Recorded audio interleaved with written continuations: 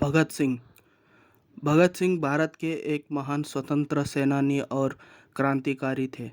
चंद्रशेखर आज़ाद और कई अन्य सदस्यों के साथ मिलकर इन्होंने भारत की स्वतंत्रता के लिए अभूतपूर्व साहस के साथ शक्तिशाली ब्रिटिश सरकार का मुकाबला किया था। पहले लाहौर में जॉन सैंडर्स की हत्या और उसके बाद दिल्ली की केंद्रीय संसद सेंट्रल असेंबली में बम विस्फोट करके ब्रिटिश साम्राज्य के विरुद्ध खुलेआम विद्रोह को बुलंदी प्रदान की। भगत सिंह ने असेंबली में बम फेंककर भी भागने से मना कर दिया, जिसके कारण अंग्रेज सरकार ने इन्हें 23 मार्च 1931 को इनके दो अन्य साथी राजगुरु और सुखदेव के साथ फांसी पर लटका दिया गया और तीनों क्रांतिकारी शहीद हो गए। भगत सिंह का जन्म 28 सितंबर 1907 को प्रचलित है, परंतु तत्कालीन अनेक प्रमाण के अनुसार उनका जन्म 27 सितंबर 1907 को एक सिख परिवार में हुआ था। उनके पिता का नाम सरदार किशन सिंह और माता का नाम विद्यावती कौर था। भगत सिंह बंगा गांव, जिला लयलपुर, पंजाब में उनका जन्म हुआ था, जो कि अब पाकिस्तान में है। अमृतसर में 13 अप्रैल 1919 को हुए जलियांवाला बाग हत्याकांड ने भगत सिंह की सोच पर गहरा प्रभाव डाला। उस समय भगत सिंह करीब 12 वर्ष के थे जब जलियांवाला बाग हत्याकांड हुआ था।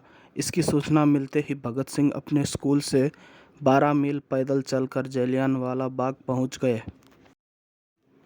लाहौर के नेशनल कॉलेज की पढ़ाई छोड़कर भगत सिंह ने भारत की आज़ादी के लिए नौजवान भारत सभा की स्थापना की थी।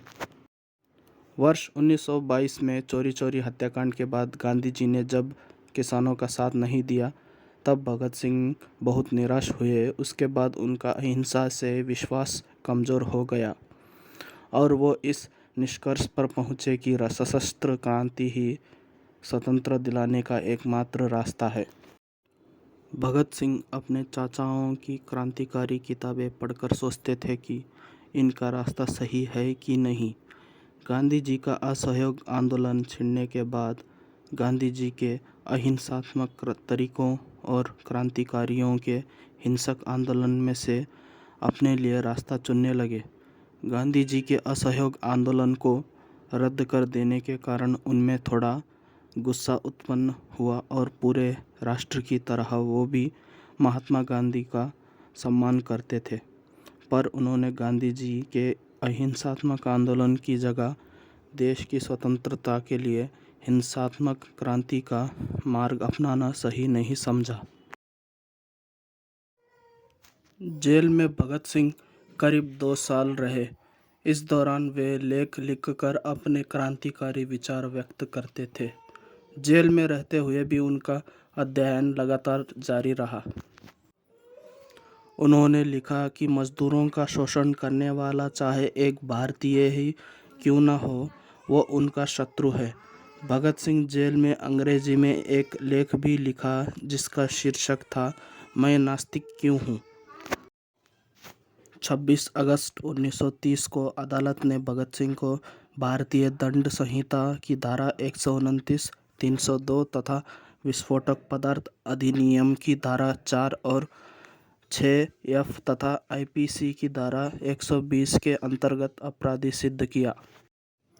7 अक्टूबर 1930 को अदालत के द्वारा 68 पुश्तों का निर्णय दिया, जिसमें भगत सिंह, सुखदेव और राजगुरु को फांसी की सज़ा सुनाई गई। फांसी की सज़ा सुनाए जाने के बाद साथ ही लाहौर में धारा 144 लागू किया गया। इसके बाद भगत सिंह की फांसी की माफ़ी के लिए परिषद में अपील दायर की गई, परंतु ये अपील 10 जनवरी 1931 को रद्द कर दी गई। इसके बाद तत्कालीन कांग्रेस अध्यक्ष मदन मोहन मालवीय ने वाइसरॉय के सामने सज़ा माफ़ी के लिए 14 फरवरी 1931 को अपील दायर की गई।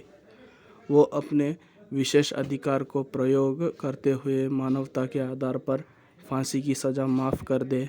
भगत सिंह की फांसी की सज़ा माफ़ करवाने हेतु महात्मा गांधी ने 17 फरवरी 1931 को वाइसरॉय से बात की। फिर 18 फरवरी 1931 को आम जनता की ओर से भी वायसरॉय के सामने विभिन्न तर्कों के साथ साथ सज़ा माफ़ी के लिए अपील दायर की। ये सब कुछ भगत सिंह की इच्छा के खिलाफ हो रहा था, क्योंकि भगत सिंह नहीं चाहते थे कि उनकी सज़ा माफ़ की जाए। 23 मार्च 1931 को शाम में करीब 7:33 पर भगत सिंह तथा इनके दो साथी सुखदेव और राजगुरु को फांसी दे दी गई। कहा जाता है कि जेल के अधिकारियों ने जब भगत सिंह को यह सूचना दी कि उनकी फांसी का वक्त आ गया है, तो उन्होंने कहा था, ठहरिए, पहले एक क्रांतिकारी एक दूसरे से मिल तो ले। फिर 1 मिनट बाद किताब छत की ओर उछाल कर बोले, ठीक है, अब चलो। फांसी पर जाते समय वे तीनों मस्ती से गा रहे थे,